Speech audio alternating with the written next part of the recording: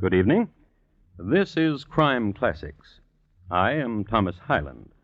I'm going to tell you another true crime story. Listen.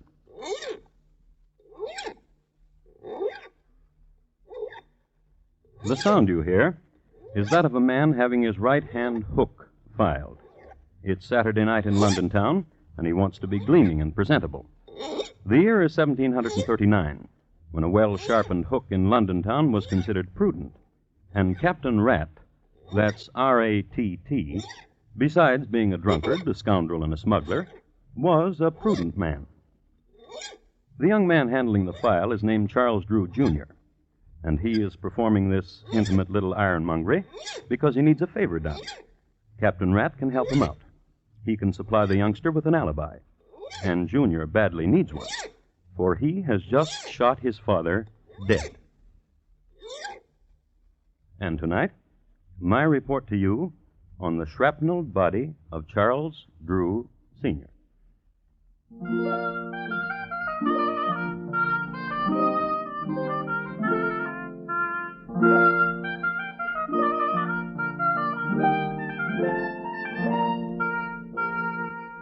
Crime Classics, a new series of true crime stories taken from the records and newspapers of every land, from every time. Your host each week, Mr. Thomas Hyland, connoisseur of crime, student of violence, and teller of murders. Now, once again, Mr. Thomas Hyland.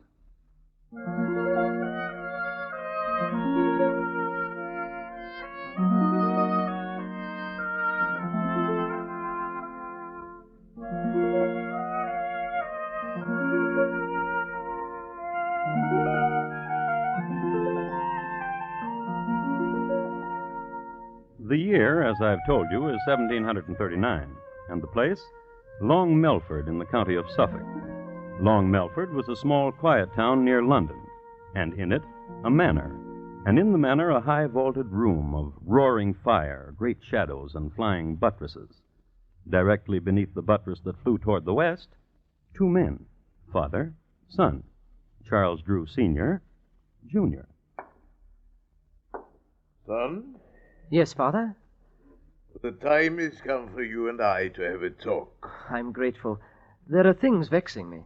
Perhaps what I have to tell you will answer your vexation. I'm very fortunate. I've tried to be a good father. A most excellent father. There's no one richer than you in Long Melford. Which is what I want to talk with you about. I know. I've drawn my latest will.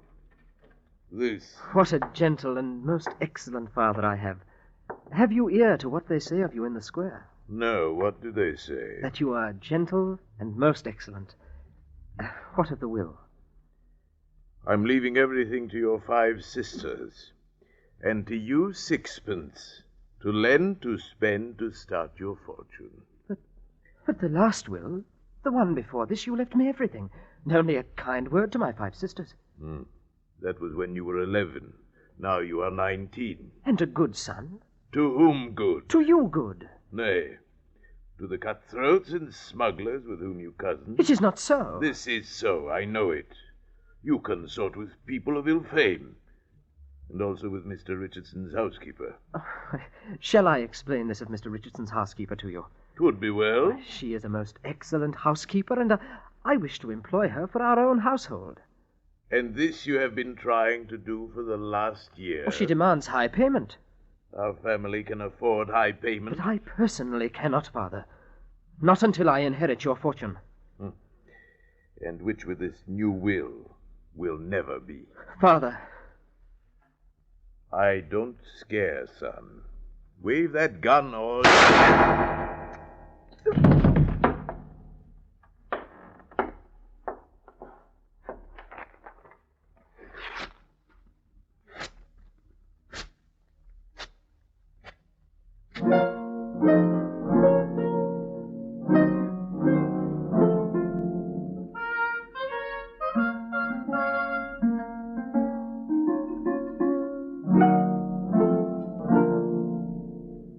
A smattering of intelligence concerning 1739 ballistics. Ammunition was chiefly of 2 types, round or irregular. The former was manufactured by dropping chunks of molten lead from a great height, and when it reached the vat of water at the bottom of flight, it was round, due to centrifugal forces and gravity. Among men who puttered with this sort of thing, round shot was considered pretty fancy. Mostly guns were loaded in this era by whatever iron junk was to hand. It should be recorded that Charles Drew, Jr. had stopped at a small junkyard on his way to talk with his dad. This is the reason the coroner found numerous pieces of irregular junk iron in Dad's corpse. Let's see what Dad's son is up to now. Scene, Ye Old Bunnery, a run-down bake shop on Abernathy Lane. The time, 2 hours later. Principals, Charles Drew, Jr. and a Mr. Humphrey, bun baker. What brings you to Ye Old Bunnery, Charlie? I want to know a thing. And that is what? Humphrey, how would you like £100? You were saying £100? All you must do is say you killed a man. I killed a man. My £100, please. You must say you killed my father. I killed your father. My £100. To the police. Charlie. £200 now, and £200 after you've been to the police. You killed your poor old dad, Charlie? With this pistol. Huh? Lead you to be a very rich man? If someone were to go to the police and said he killed my father, he would be rich too. With his neck in the gibbet. I would guarantee that the man would be released. Inside of a week he would be released. There are jailers who would release such a man, persuaded correctly, with enough money. A guarantee, eh? I know a guarantee. Write me a confession that you killed your poor dear old dad. I will hide it. I will go to the police and confess the deed. If I'm still in jail in a week, I will tell the jailer where to find your confession. Wrap me up half a dozen of your excellent buns, Humphrey, and I will give you £200, plus the price of them. Thereupon, Humphrey plucked a quill from his favorite goose in the back goose coop, sharpened it, and presented it to Charlie. With it, the lad wrote out his confession, paid up, and left. Humphrey waited for his wife, got permission to leave the shop, stopped at his house for a moment, then walked into the local constabulary and made history with this statement. If you boys are looking for a corpus, try 26 Bloom Street. If you're wondering what his name is, it's Charles Drew Sr. If you're wondering who did the murder on him, it's me. And my name is Humphrey.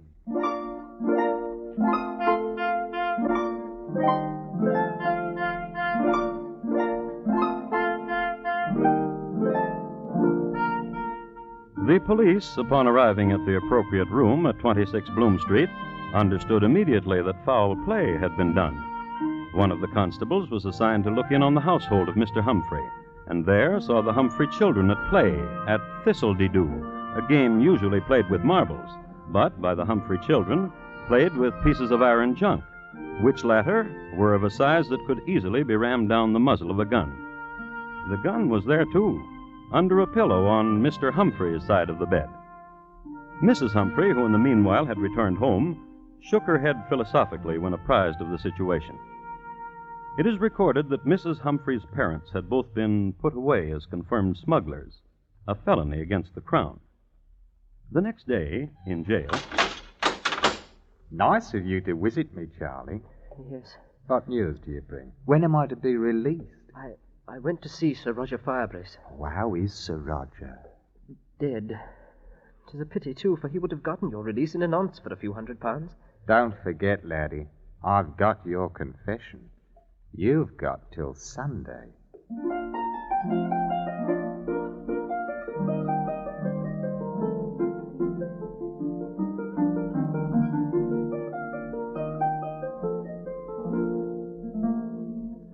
The youngster, however, knew another man of note, Sir Chauncey Fenwick. Sir Chauncey was compassionate and understood the situation exactly, but unfortunately had just had one of his periodic fallings out with the magistrate's wife. But Sir Chauncey did not send the lad away empty-handed. He suggested an old sea dog named Captain Rat, with 2 T's. What's the file, Mr. Drew? You'll be missing me hook and be scraping my wrist. I'm very sorry, Captain Rat. Nervous, bean't you? But I travelled here to London to talk to you. You see, Sir Fenwick sent you to me. Sir Fenwick took £500 and said he could do nothing with it. You're my last resort, Captain Rat. A wee bit dear, Mr. Drew. Aye. Now, what can old Captain Rat do for you? Do you have any influential friends? What be you needing? An alibi. For yourself? For a friend. Aye. 'Tis always for a friend. What about him? He confesses he killed my father. And he be your friend? By killing my father, he made me rich. I bear him no malice. And for him you want an alibi. Why? Why not let him rot? Why, sonny? You see... You kill your daddy, sonny? Heed the hook, Captain. You almost stuck me. Pardon, young gentleman. An alibi you want, is it? For a friend, To say what? That my friend is making a mistake. That he is having hallucinations. That he did not kill my father because he was with you the night my father died. And where, Mr. Drew, will that leave you? Since one has confessed to the crime, it is doubtful whether I would be charged with it. Sly one. Bean't you a sly one, young gentleman? Bean't you? Oh. I'll travel down to the jail with you and have a talk with your friend. How's that, Very good. I'll need £500 for expenses. Oh, yes. Now. Yes.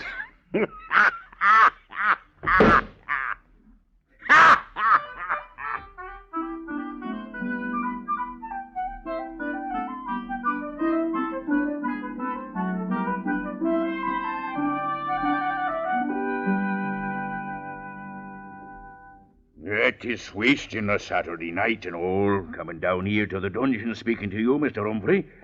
But I don't mind. And you're going to furnish me an alibi, Captain? This be a strange one. I explained it all to you, Captain. You kill your dad. This one here says he done it. Now the both of you want me to say he couldn't have done it because he was with me. That lad thought it up. He's the bright one, not me. My plan will work. By the time you get Humphrey out of here and the police begin to dig about again, I'll be in Paris. Lost. I will change my name, and with my fortune I can... For your fortune, I will do it. I gave you £500. Bah, a pittance. Your fortune, Mr. Drew. Except what he's promised to me. What about it, lad? No. Bah. Taylor! Pleasant talking to both of you.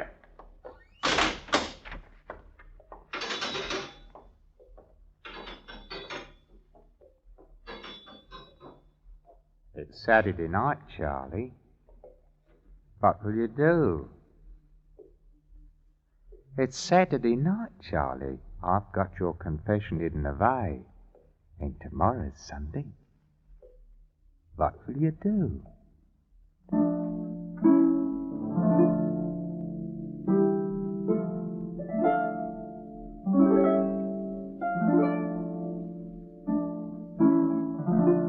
And they looked at each other there in the dungeon, the jailed and the young visitor. And the question hung there. What would Charlie do? It's Saturday night, and tomorrow is Sunday. What will you do, Charlie?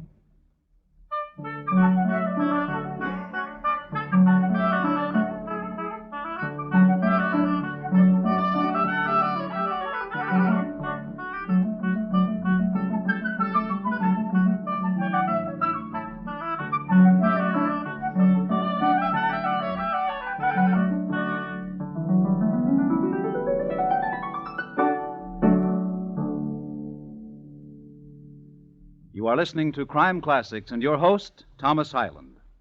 Tomorrow night, hear the premiere performance of 21st Precinct, a new hard-hitting mystery series revealing the inner workings of the world's largest police force. Precinct, produced by CBS radio team that gave you Gangbusters, is a program you'll want to listen for every Tuesday night on most of these same stations.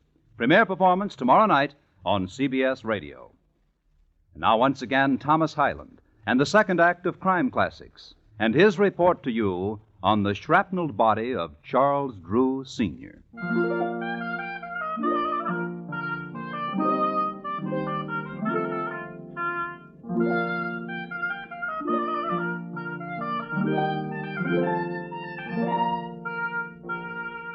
It's a short, dusty road from Long Melford to London. Not only that, but these days it's hard to find. In its day, however, it was remarkable for two things. The brothers shoe spooner, Dick and Harry, who embarked on a career of highwaymanship on the morn of June 3, 1735, were hung on the eve of that same day from the highest branch of an elm at a fork on Long Melford Road. The other historic feature of Long Melford Road is the fact that on a Sunday morning, a young murderer, Charles Drew, Jr., and his lady love rode a coach down its ruts. Oh, he's a ranting, roving lad. He is a brisk and a bonny lad. Betide what may, I will be wed and follow the boy with the white cockade. Liz. What is it, dearie? Shut up. Everyone's singing that song, dearie. It's the rage. Please, shut up. Oh, Duck, what's the matter? You're the cause of it all. Of what, old Duck? By killing my father. You wanted a way to have all his money? I told you a way to do, that's all. Yes. Oh, Duck, dearie. You'll see when we get to London what a time I'll show you. Make you forget. Since I've killed him, I've done everything wrong. Will you listen to Liz again? Will you? Surely I'll listen, Poodle. Oh, Duck. Monkey. When you listen to Liz. Surely. When we get to London, we change your name, and you forget about Humphrey. But if I don't get him out of jail tonight, he'll show the police my confession. But you'll be in London. Start forgetting about him right now. All right.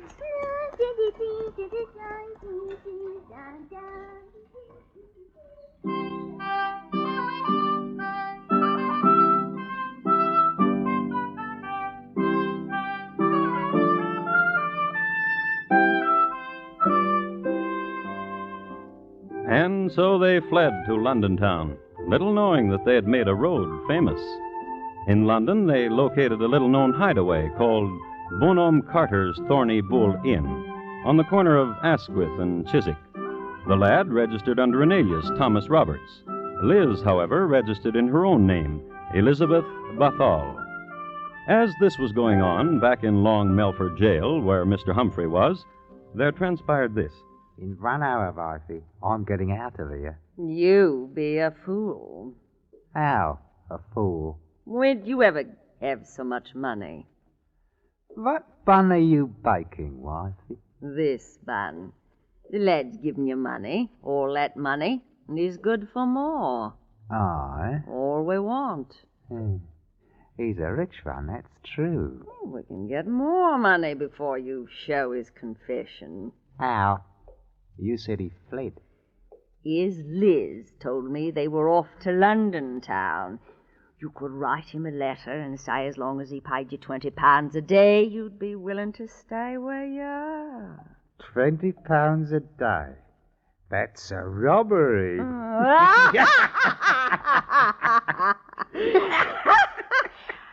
I will go to London and find Master Drew and present him with the letter. How will you find him? I will ask here and about of him. London, eh, what?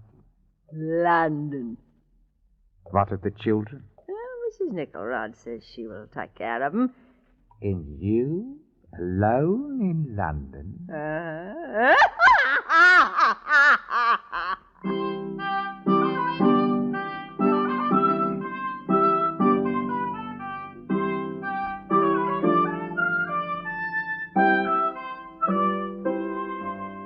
So Mrs. Humphrey went to London. A few observations about Mrs. Humphrey. Wash away the flour and the excess dough.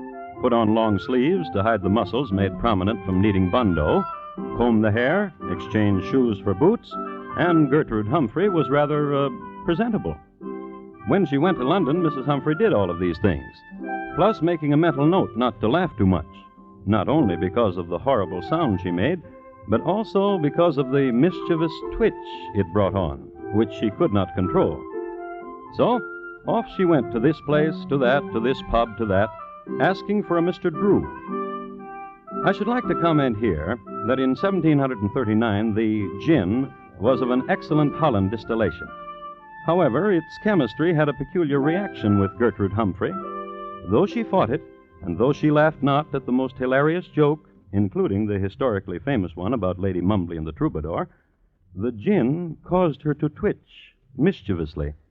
This attracted to her London dandies, who plied her with more Holland gin, and who promised her help in finding Mr. Drew, and who never did.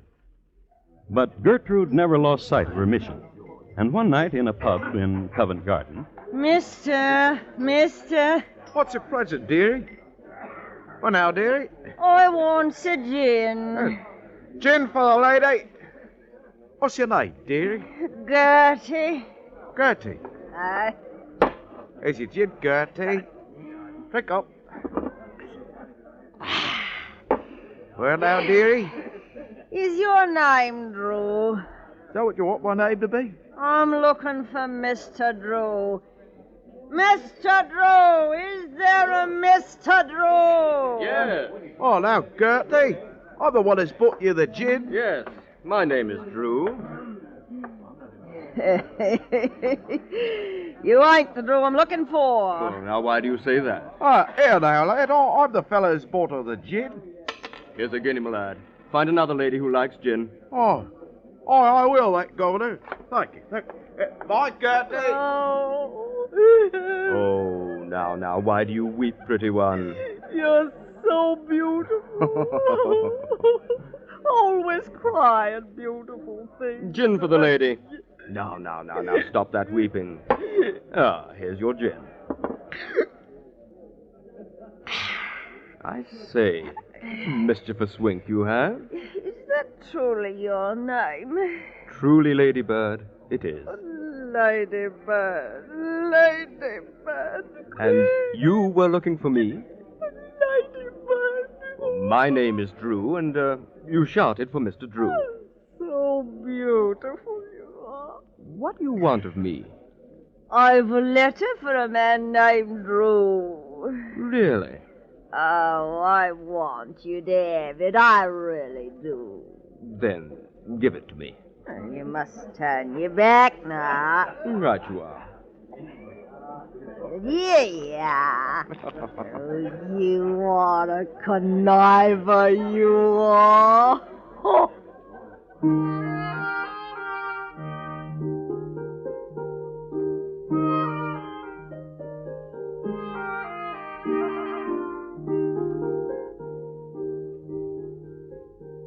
His name really was Drew, Timothy Drew. It's one of those coincidences in history which gave rise to the old saw, truth is stranger than fiction, as they say. And he was a curious man, and a proud man, jealous of his name, Drew. He had heard his name mentioned, and he was forced to find out why. He read the letter then and there. He read it again, a little later, out loud, to the police. And my missus told you have gone to London with Liz Bathall. But, Charlie, my lad, you shall pay me £20 a day, else I will tell that you have murdered your poor daddy. I have your paper, which you confessed you did, right where nobody but me knows where. So when my wife hands you this letter, you better give her money and find a way to keep it, giving it to her, your faithful servant, Mr. Walter Humphrey. Gentlemen, here in London is a man named Charles Drew. He has murdered his father, and he bears the same surname as I. I cannot permit this deed to go unpunished.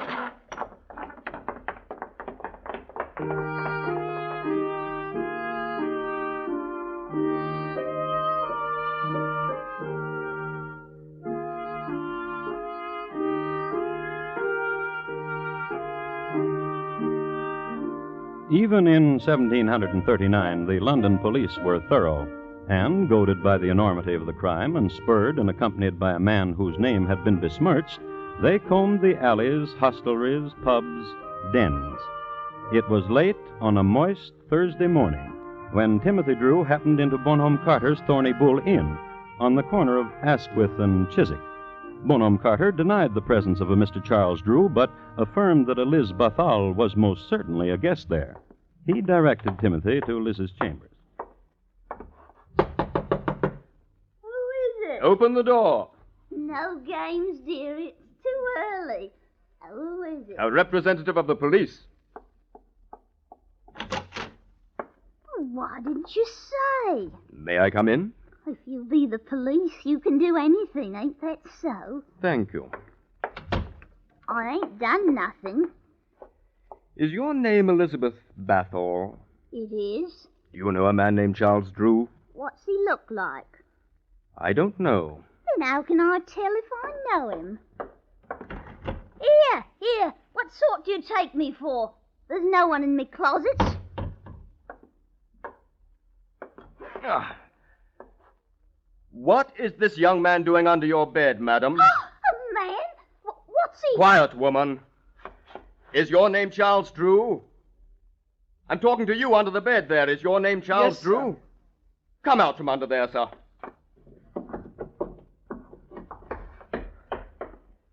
That's right, sir.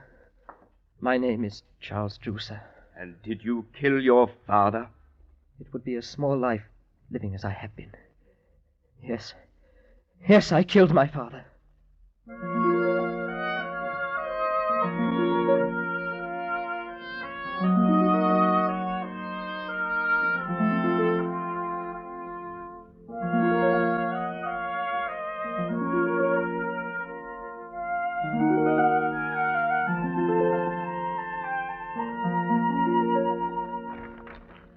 I have the original issue of a Gazette dated January 22nd, 1740, from which I'd like to read.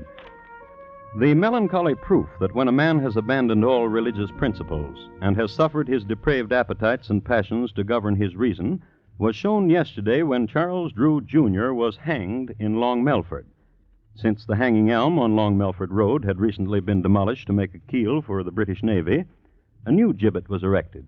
This gibbet was equipped with a new mechanical device invented by Mr. Douglas Langford of Eastbourne. Mr. Langford is to be congratulated.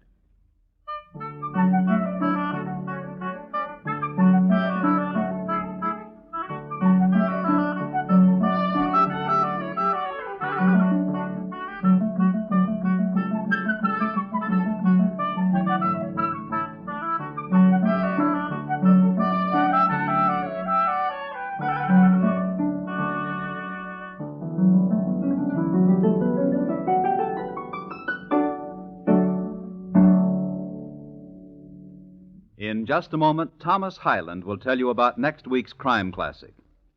The shrapnelled body of Charles Drew, Sr., tonight's crime classic, was adapted from the original court reports and newspaper accounts by Morton Fine and David Friedkin. The music was adapted from themes of the period and conducted by Bernard Herrmann, and the program is produced and directed by Elliott Lewis. Thomas Hyland is portrayed on radio by Lou Merrill. Charles Drew, Jr. was played by Terry Kilburn, and Liz by Betty Harford. Featured in the cast were Paul Frees, Ben Wright, Irene Tedrow, William Johnstone, and Anthony Ellis. Bob Lamont speaking. And here again is Thomas Hyland. Next week, the office directly below that occupied by Oliver Wendell Holmes is the scene of a catastrophe. The place, Harvard Medical School. The time, 1849. My report, on the terrible deed of Dr. Webster. Thank you. Good night. It's big news when a former publisher, soldier, and congressman, the famous son of a famous father, stars in a new radio series. And this Wednesday night, you'll want to listen with all your might when CBS Radio stars Will Rogers, Jr. as Rogers of the Gazette over most of these same stations. Rogers of the Gazette tells the story of a small-town newspaper editor, what he stands for, and also what he refuses to stand for. Premiere performance this Wednesday on CBS Radio. Stay tuned now for Gary Moore with Arthur Godfrey's Talent Scouts, which follows immediately over most of these same stations. And remember, America now listens to 110 million radio sets and listens most to the CBS radio network.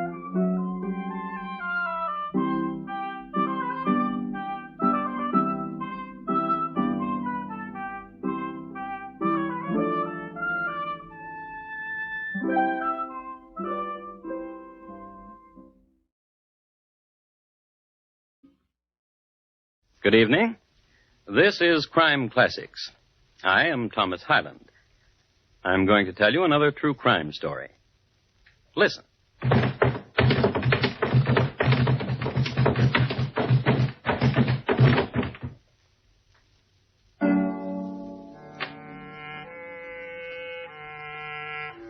The man who just fell down the stairs is Colonel James Fisk Jr. Although the colonel is a man given to the consumption of dozens of Blue Point oysters and bottles of heady wine at a sitting, his friends were given to pointing him out as a man inordinately steady on his feet. So why did he tumble down the stairs? And in New York's Grand Central Hotel, no less, where stair tumbling was frowned upon. The colonel didn't slip. He wasn't pushed. He was shot. The sudden presence of 2 bullets in him had upset his equilibrium. The man who's running away is the man who just shot the colonel. His name, Edward S. Stokes. Until recently, the colonel's very dear friend. There he goes. And tonight, my report to you on the checkered life and sudden death of Colonel James Fisk Jr. Crime Classics.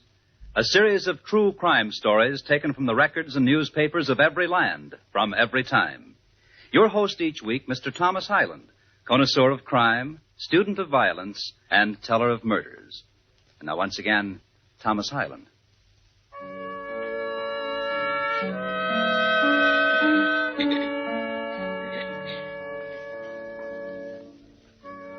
Colonel Fisk lay at the bottom of the stairs a few minutes before 4 o'clock on a Saturday afternoon, January the 6th, 1872.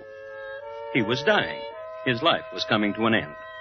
And he would be sorely missed by his family, Mrs. Fisk and the children, and by his intimates, among whom were Jay Gould, Boss Tweed, and the heavier stockholders of the day.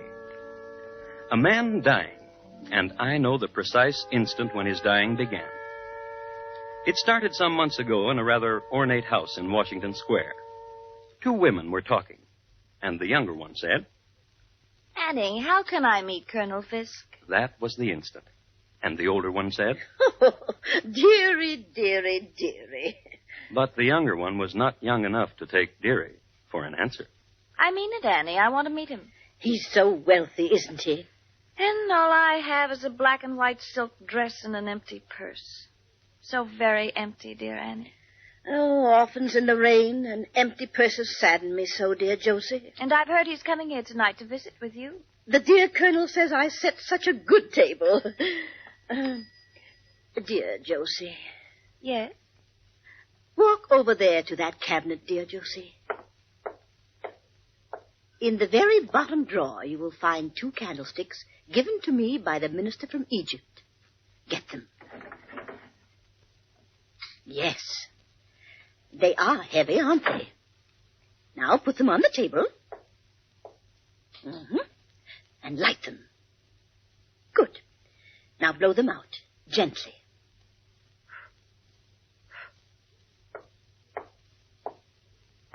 Well, Annie? Dear Josie, will you join the dear Colonel and me for dinner tonight? So nice of you to ask. I'd be delighted, dear Annie.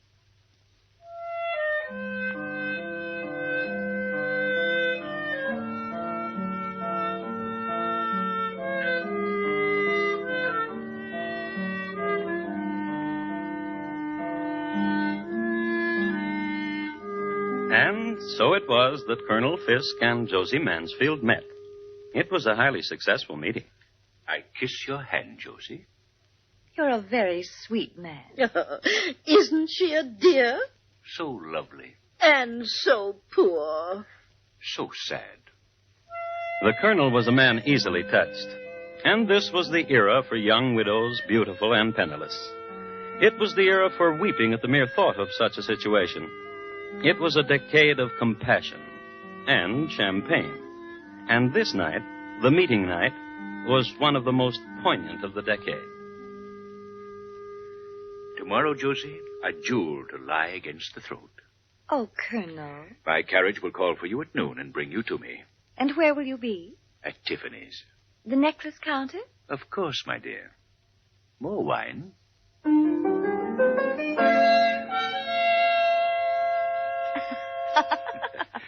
diamonds become you. Oh, Colonel. Oh, Colonel.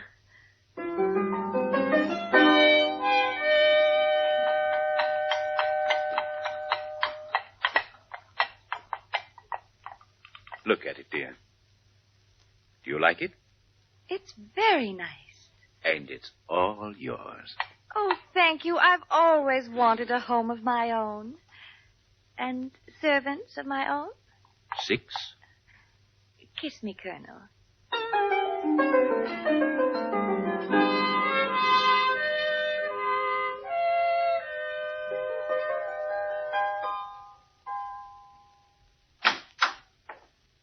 Good evening, Colonel. Evening, Quimby. This is Mr. Stokes. May I take your cane, sir? Thank you, Quimby. Is, The mistress is in the drawing room. She's waiting for you. This way, Stokes.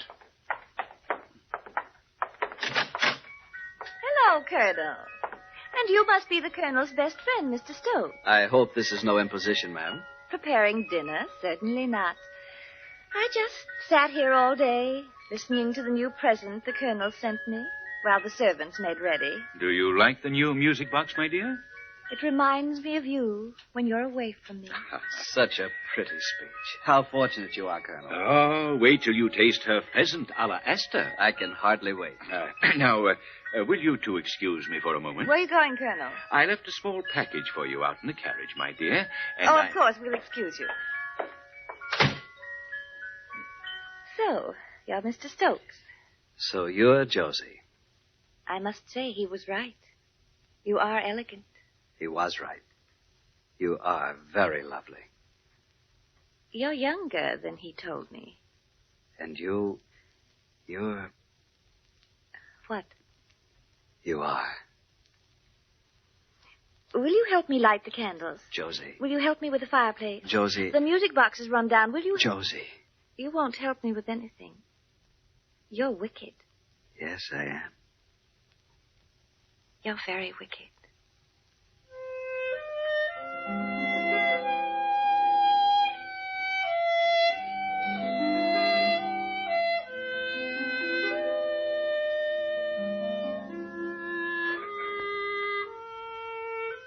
At the time Josie whispered this tender criticism, Mr. Edward Stokes was 5 feet 9 inches high. His head was covered with glossy curls, his complexion clear, his features regular, and his eyes dark blue. He was dressed in the height of fashion, and his diamond studs gleamed brilliantly. And after the colonel returned with a forgotten package... Oh, a ruby pendant. Thank you, Colonel. You're very welcome. And after the wine was drunk and venison devoured, and the fingers dipped in the lemon water, after that evening of old friends and new, after that, there was a new day. And there was this. Good morning, Mr. Stokes. Good morning, Quimby. The mistress is in the sitting room. She's waiting for you. Thank you, my man. Josie. Edward. Oh, wait, Edward. I was out this morning early shopping. Here, I bought something for you. Open it. Josie. A pearl stick pin. There was no need for you to... Oh, yes, there was. Now be quiet.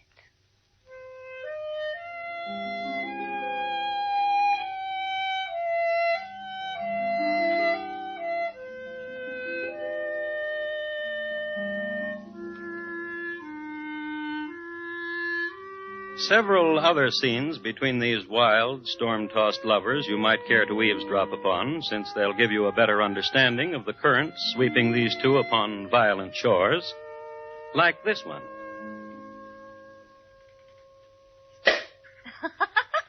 The best champagne in New York. Now take off your little shoe.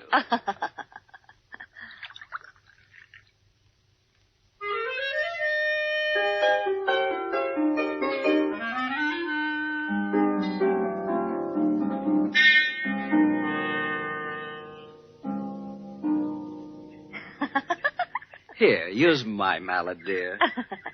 This croquet has brought the pink to your cheeks. Make your shot.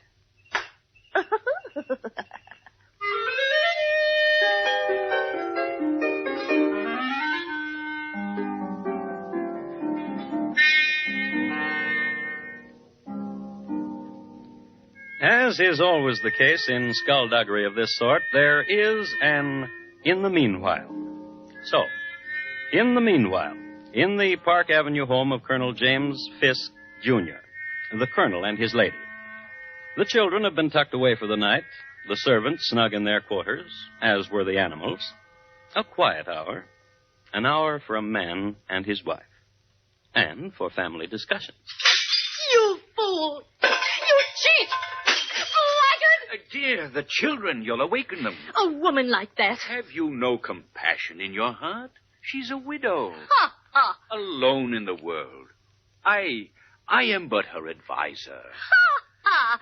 Now that's all you are. What are you talking about? What all of New York is saying. And that is? Ha, ha. And that is?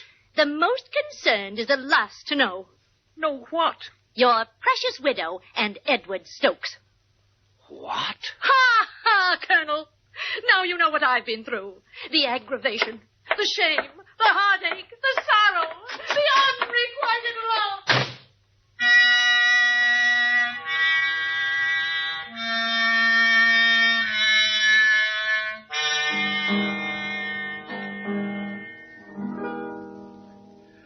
I'm sorry, Colonel. It's so late at Quimby, night. where is, The mistress is in her boudoir. Go awaken Who her. is it, Quimby? It's not Mr. Stokes, ma'am. Why, good evening, Colonel. What's this I hear about you and that scamp, Edward Stokes? Why, what have you heard? That you and he, Who told you that? my wife. You'd better go back to her, Colonel. Then it's true. I love him very much. Josie, Go back to your wife. I warn you. You warn me? You, Colonel? Listen to me. I'll ruin you. Please, go home. You and Edward Stokes. Mark my word. I'll ruin the both of you. My promise to you, if it takes the rest of my life.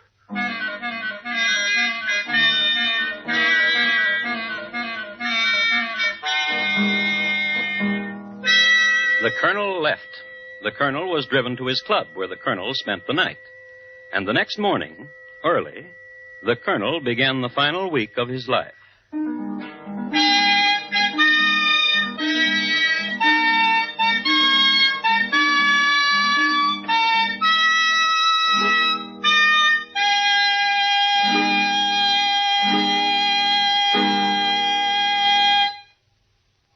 You are listening to Crime Classics and your host, Thomas Hyland, and his report to you on the checkered life and sudden death of Colonel James Fisk Jr.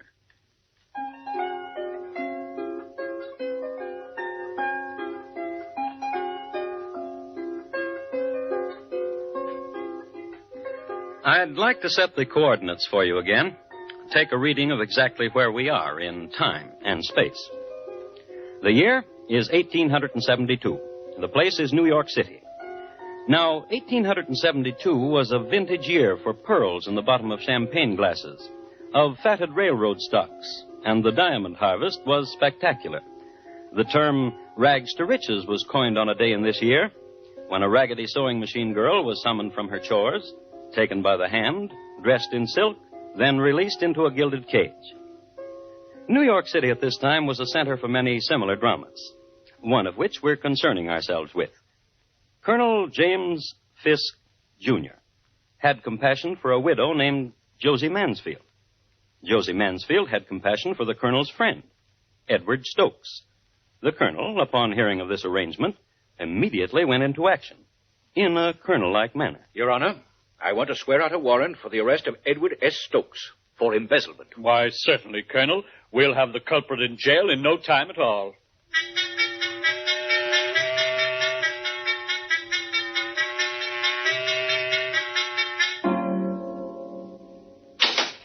Inside with you, Mr. Stokes. Jailer, Yes, sir, Mr. Stokes. do you have the list? Yes, sir. Your living room furniture, the portraits, and the bed. I'll have them here in no time at all.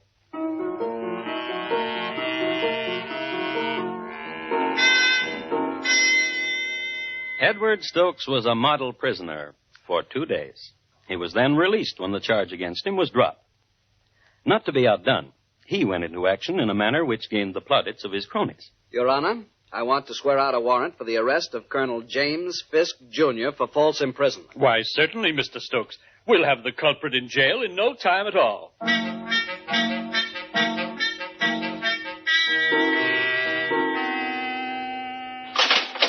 Jailer? Yes, sir, Colonel. The living room furniture, your easy chair in the library, and the bed. I'll have them here in no time at all.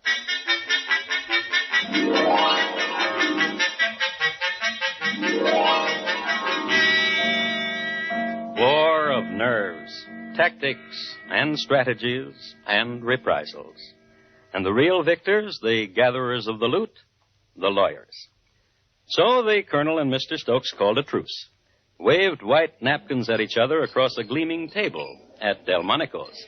Stokes, I think we both acted like children. I agree with you, Colonel. Let me fill your glass. Yeah. A toast. To a friendship. Our friendship, Colonel. Enough of jails and lawyers and arguments. Life is too short. I'll drink to that, too. Colonel? And we can settle our affairs like men. I'll drink to that, too. No, wait. Let's settle our affairs first. Delighted. There is only one thing which stands in our way. Obviously. Josie Mansfield. You're right. Stokes, you're not ever to see her again. Colonel? You agree? Colonel, you're a fat, stupid fool. I accept that. But you're never to see Josie Mansfield again. Josie told me that if I saw you, I was to tell you you are a fat, stupid fool. And you are. I warned you once, Stokes. I'm not going to warn you again. Then I'll warn you. If you make any trouble, Colonel, you won't live to enjoy it. My promise to you.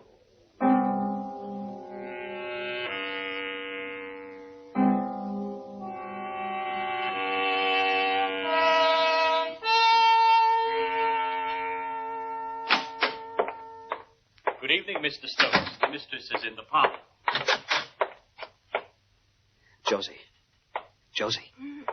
Josie, wake up. Oh, Edward. How nice, Edward. Dearest, listen. It's important. Are you awake? Well, of course, I just drowsed off. I was reading, waiting for you, and now you're here. Josie, listen. It's about Colonel Fisk. Oh, please don't talk about him. Not now. He's ruined me. What are you talking about? I'm a pauper. You? Why, you're one of the wealthiest young men in No, not now. I don't have a penny. What happened? The stocks I had, all my assets. Well? The Colonel forced down the value of the Erie Railroad stocks, wiped me out. Oh, Edward, I'm so sorry. Josie. Yes? I'm poor now. Do you want me to leave? Never come back? Darling Edward. Darling, dearest Edward. Josie. We'll beat him. We'll destroy the Colonel, you and I together. That's impossible. He's too powerful. He's a weakling. What? I can prove he's a weakling. He writes letters. Letters? I saved them. And that's not all. What do you mean? Dealings he's had. Dishonest business dealings. Would you like to look at them? Dearest Josie, I love you so much.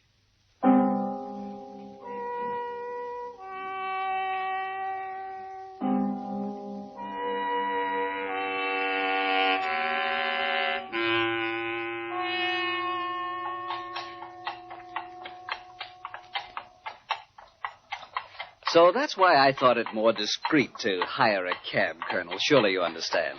I must tell you, Stokes, when I agreed to meet you, to ride with you in a hired hack at night... I explained the necessity of secrecy, Colonel. As indeed you did not. You merely said secrecy.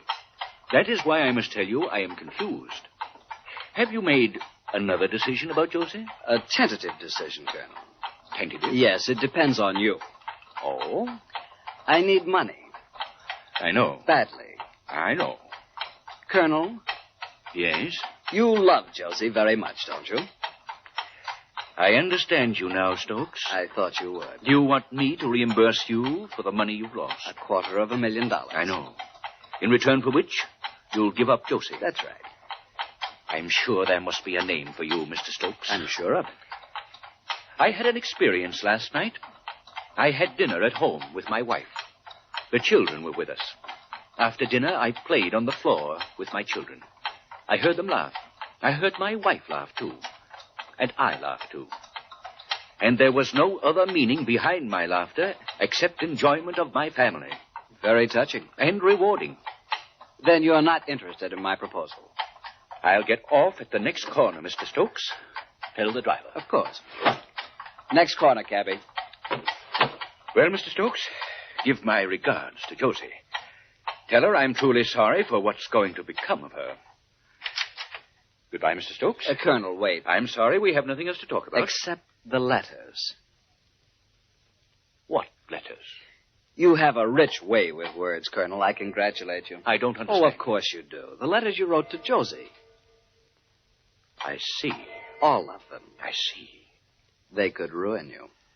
Perhaps. I remember one of the letters opened with, "Dearest Josie, my poor little widow, your sad tears still on my shoulder." $10,000. And another, "Dear Josie, this morning I was at Tammany Hall, and with Boss Tweed arrangements were made to relieve the city." $10,000. $250,000 for the letters, Colonel. 10,000, or you may publish them or do what you want with them. Surely you're not serious. Good night, Mr. Stokes. 10,000. Bring your letters to me tomorrow, and you shall get your money. Good night.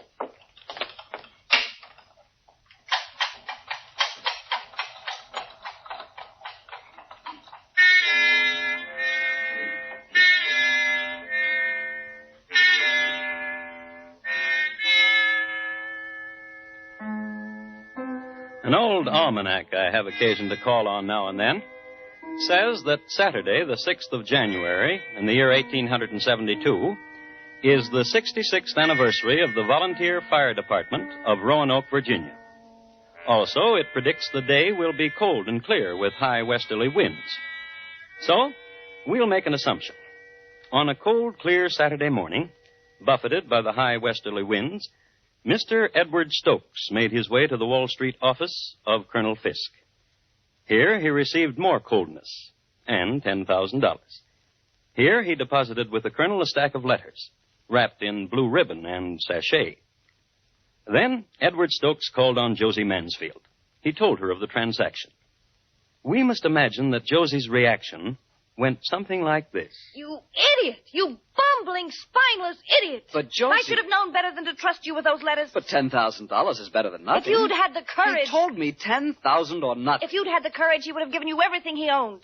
Why, the mere possession of the letter dated June 16th, 1871 would have been a fortune 10 times the amount you got. But... But what? You have your jewels, this house. Surely you must be worth nearly $1 million yourself. I love you, dear Edward, but that's my money. You'll just have... What is it, Quimby? Miss Annie Wood wishes to speak with you. Tell her I'm busy. She said it's extremely urgent. Extremely urgent. Hello, Annie. Josie, dear Josie, and dear Mr. Stokes. Hello. The judge came to see me for lunch a little while ago. Judge? What are you talking about? Judge Tripler. Well, I don't see. He just come from court. He just signed a warrant. Yes? For the arrest of dear Mr. Stokes on the charge of blackmail. Colonel Fisk? Yes. The dear judge told me that the colonel asked him to sign such a warrant. Josie. Yes? We'll be seeing each other more often. Won't we, dear Josie?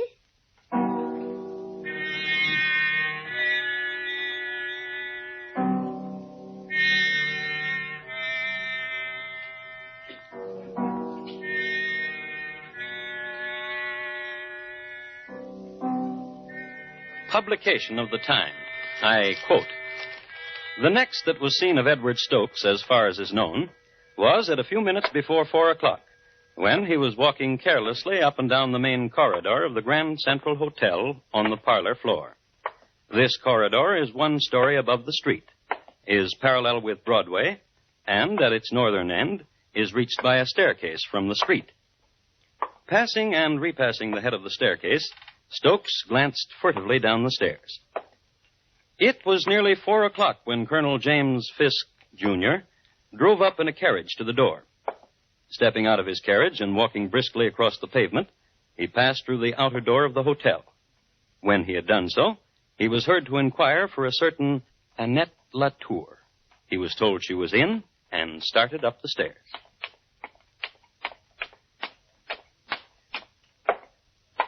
Good afternoon, Colonel. Stokes, Don't! You'll ruin me. For the love of heaven, someone help me!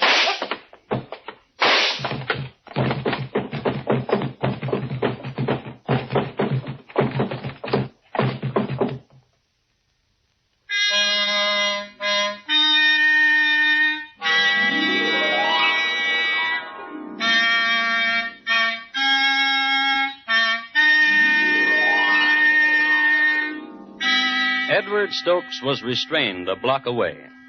The colonel didn't die immediately. He was lifted by 3 bellhops and taken to chambers supplied by the management.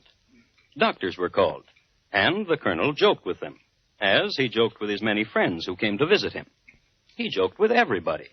Next day, in the middle of a joke, he died. Thomas Stokes pleaded self-defense.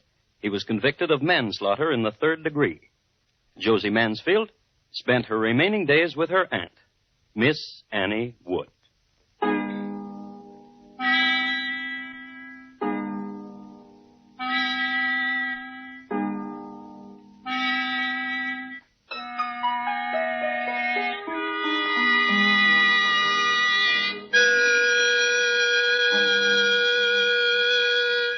And here again is Thomas Hyland. Next week, Long Melford in the county of Suffolk in England. The year, 1739.